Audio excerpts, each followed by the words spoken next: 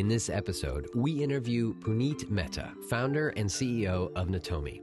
They're a machine intelligence company that uses AI to turn customer service into a competitive edge. Puneet spent much of his career as a tech entrepreneur, as well as on Wall Street building trading AI. His current venture, started in 2015, is focused on customer service and what he calls a workplace multiplier for enterprise companies, striving to give back time to customers and agents. We discuss Meta's ambitious plans to become a publicly traded company over the next few years.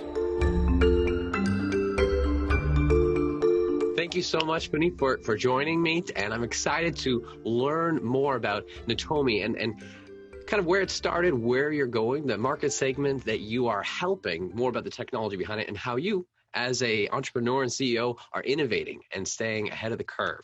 So to start us off, what year did you start this business that you're with now? So thanks for having me, Alex. I started this company in 2015. 2015. And the industry that you're primarily focusing on serving is what?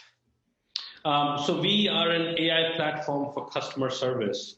Our AI works right alongside human customer service teams, and it is a workforce multiplier. A workforce multiplier. I like the concept. Multiplier is a great idea. It's scaling. So being able to help primarily enterprise companies, is that your target segment?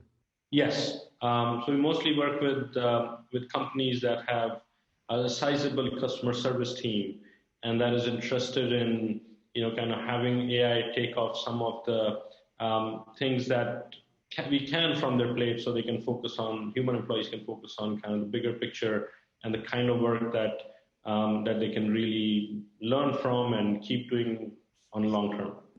Got it. Obviously, with enterprise, there are a lot of customer service inquiries for them. So being able to effectively scale and solve customer service issues is very valuable. And that's the pain point that you're focused on. Is that correct? Yeah. I mean, if we look at the state of customer service today, I think both sides are challenged. The companies are challenged because this just is such an intensive task to have every query be answered by a person, right?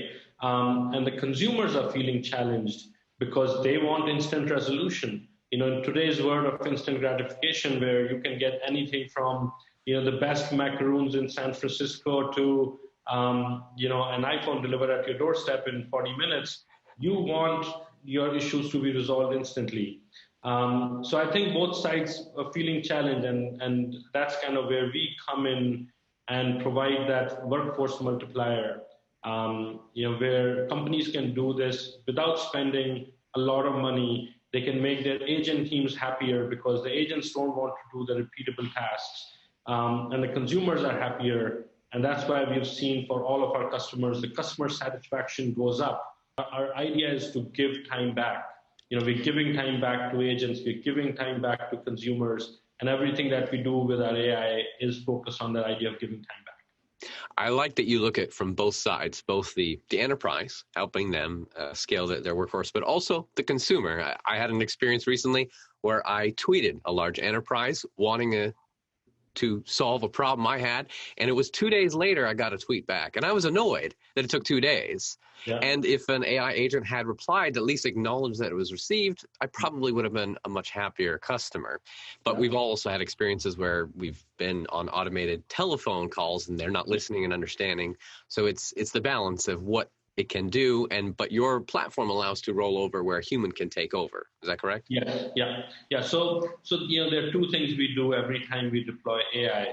We figure out the capability part, but we also figure out the authority part. You want to train your AI where it can do certain things really, really well, potentially better than what people can do. On those things, not everything. There's certain things that people do better, and we really believe in AI teaming up with people and not replacing people. But the second aspect is the authority piece. Even if AI is capable, do you want to give it authority to do all the things, or do you want to be selective in the beginning? So we are the only platform in the world that looks at it with these two moving parts. And that's why our customers really love us, because it makes it almost zero risk to launch an AI within a large organization. Giving the control to the enterprise of how much control itself the AI agent has. Yeah. How many customers, clients do you have right now that are using this platform? I cannot share an exact number because we're still a privately held company. We haven't gone public yet. It's a large, healthy base of some Fortune 500 companies that are using it already. I imagine for each enterprise, though, the quantity of customers you end up serving, because the amount of customers each enterprise has, it scales very rapidly of how many end consumers you're actually supporting. Is that correct? Yes. So for then the technology that makes you different, that's the engine that runs the whole thing. Tell me more about your intellectual property, the AI, the machine learning behind it. Yeah, absolutely. We have built our platform on a technique called reinforcement learning. With the emergence of deep learning, which you see in everything from Tesla's autopilot to what was behind AlphaGo, the AI that beat the Go champion of the world, we are bringing that similar level of technology to customer service. So, maybe even 5-7 years ago, this type of tech was reserved for, NASA or Wall Street or, places where it was having significant impact, but it had not made it to customer service yet. So we are really bringing that kind of tech to customer service. So we filed a patent last year on how you can have an AI can have a full stateful conversation and have both long-term and short-term memory and carry context forward. So all the things that you would want. You don't want your customer service agents to replicate what happens in 50 first dates, But unfortunately, that's the state of customer service. Every time you pick up the phone, they're like, you have to remind them again who you are and what problem you're facing. Sometimes when you bounce from agent to agent, you have to repeat the whole thing again. And it's just such an incredibly, wasteful use of our time, both for the agent and the company and the consumer. It's costing us both time and peace of mind and money. And that's kind of where we come in. And that's why we wanted to make sure we build something that works for both sides. The core tech is deep reinforcement learning. It's a neural network that learns in 3 ways. Learns by instruction, learns by example, and learns by experience. So it's very close to kind of how people learn. This reinforcement learning, is it based off of is it instance? Like for a new enterprise, is it learning that enterprise, or is it a collective learning across all of your customers? So it's both. Obviously our customers' data is of utmost importance to us.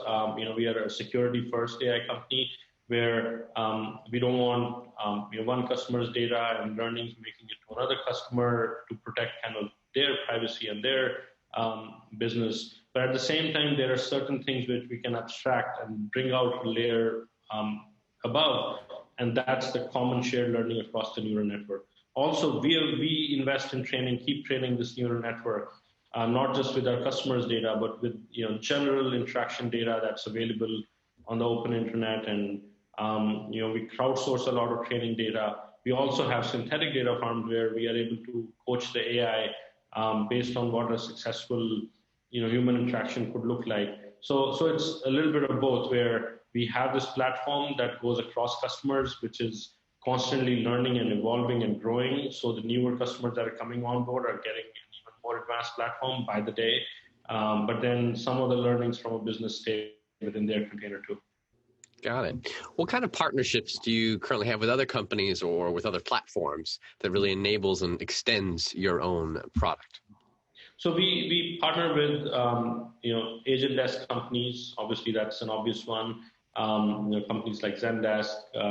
We integrate with Salesforce for their both CRM part and the Service Cloud. So we have a few integrations in that particular area. We also integrate with some systems of record, like Shopify's of the world and Demandware and Magento, and we are able to support kind of closed loop transaction capability right within a conversation with that. And then, we have built our platform in an open API gateway. So we are able to integrate with any system out there, whether it is, a shipping system, a tracking system, an ERP engine. So our customers are essentially taking these business processes, finding the conversation part of it, bringing it into the AI. But then at the end of the day, every conversation results in some outcome. So we are able to ultimately integrate with the systems of record where you can also influence an outcome. Is the core interaction of an end consumer would be some sort of chat conversation, like a chatbot type interface? It could be chat, it could be email, it could be chat within an app, chat on the web, chat within a social channel. So all of those.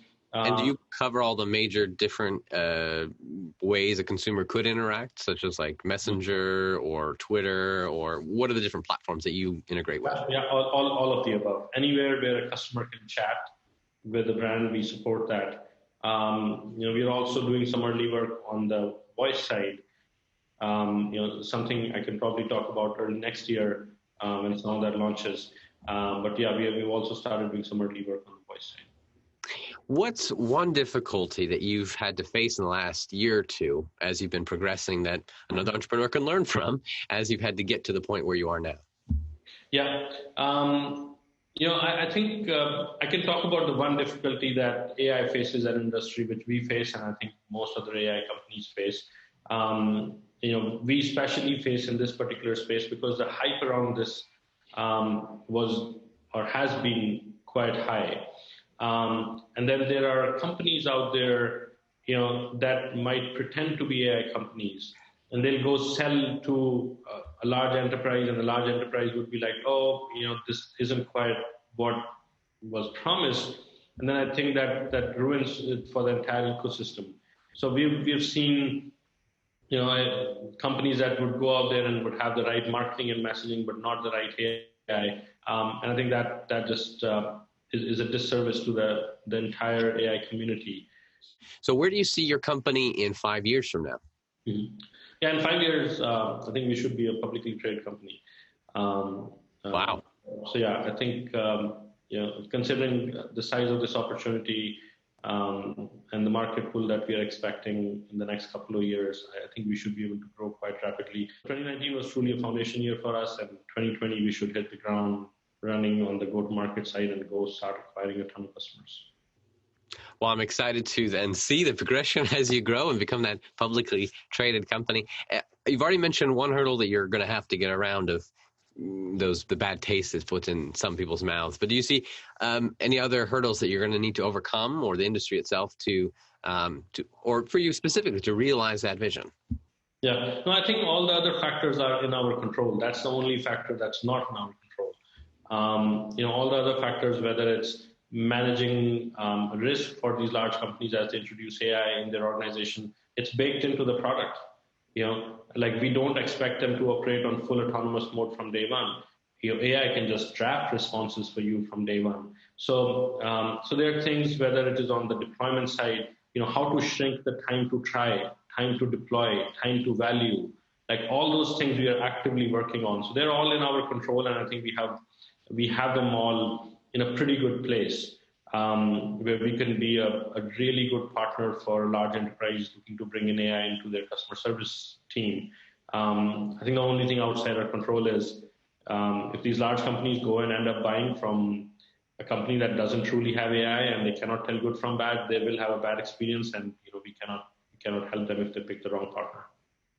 For you personally, as you move forward, how are you innovating? How are you continuing to learn? Where do you go for news to keep you fresh?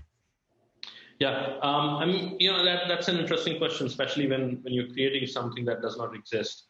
A lot of times you have to kind of interpret market signals a little differently than how they're interpreted in the media, right? You just have to kind of ask the why.